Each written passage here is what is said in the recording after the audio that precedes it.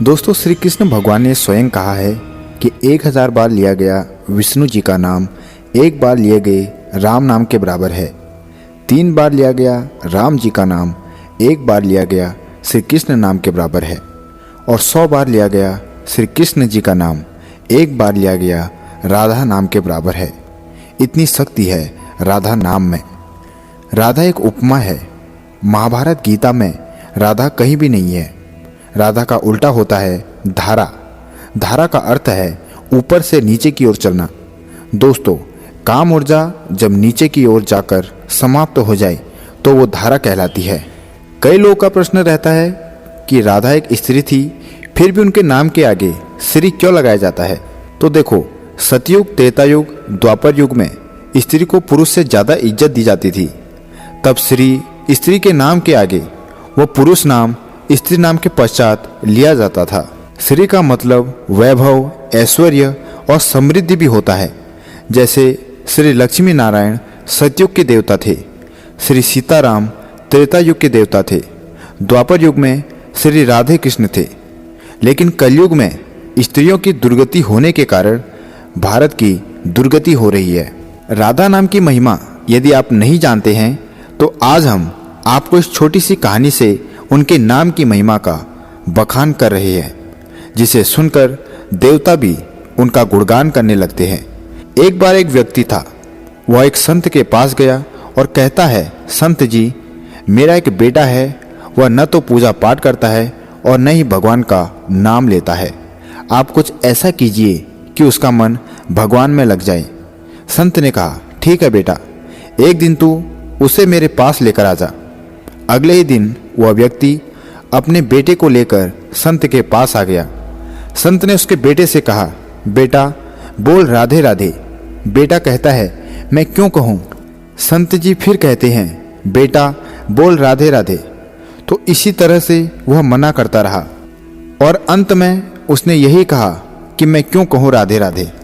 संत जी ने कहा, जब तुम मर जाओगे और यमराज जी के पास जाओगे तब यमराज तुमसे पूछेगा कि कभी भगवान का नाम लिया, कोई अच्छा काम किया, तब तुम कह देना कि मैंने अपने जीवन में एक बार श्री राधा रानी के नाम को बोला है, बस एक बार।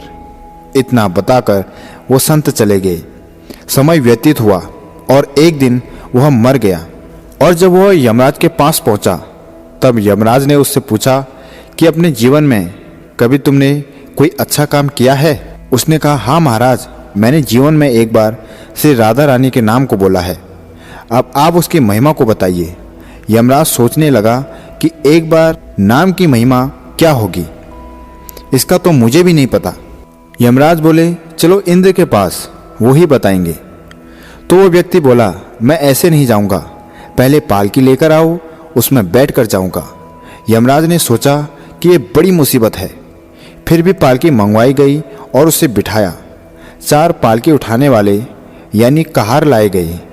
वो बोला, यमराज जी, सबसे आगे वाले कहार को हटाकर उसकी जगह आप लग जाइए। यमराज जी ने ऐसा ही किया। फिर सब मिलकर इंद्र जी के पास पहुँचे और बोले कि एक बार श्री राधा रानी के नाम की महिमा क्या है। इंद्र बोले, महिमा तो बहुत है, पर क्या है ये मुझे भी नहीं मालूम। फिर वो बोले कि चलो ब्रह्मा जी को पता होगा, वो ही बताएंगे।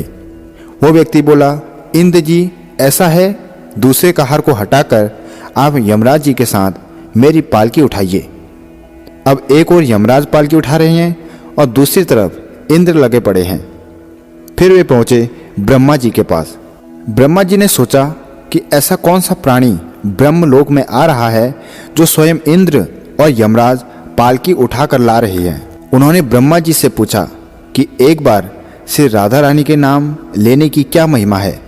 ब्रह्मा जी बोले, महिमा तो बहुत है, पर वास्तविकता क्या है ये मुझे भी नहीं पता, लेकिन हाँ, भगवान शिव को जरूर पता होगा।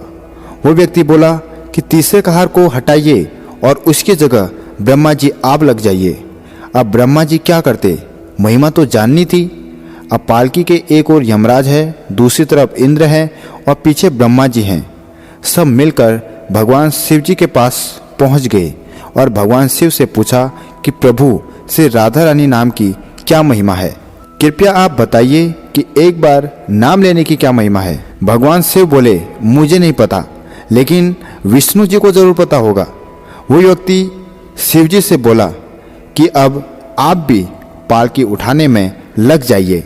इस प्रकार ब्रह्मा, शिव, यमराज और इंद्र चारों उस व्यक्ति की पालकी उठाने में लग गए और विष्णु जी के लोक पहुंच गए। उन्होंने विष्णु जी से भी यही सवाल किया कि एक बार से राधा रानी के नाम लेने की क्या महिमा है। तब विष्णु जी बोले, अरे जिसकी पालकी को स्वयं मृत्यु का राजा यमराज, स्वर्ग का राजा इंद्र और ब्रह्मलोक के राजा ब्रह्मा और साक्षात भगवान शिव उठा रहे हैं, इससे बड़ी महिमा क्या होगी।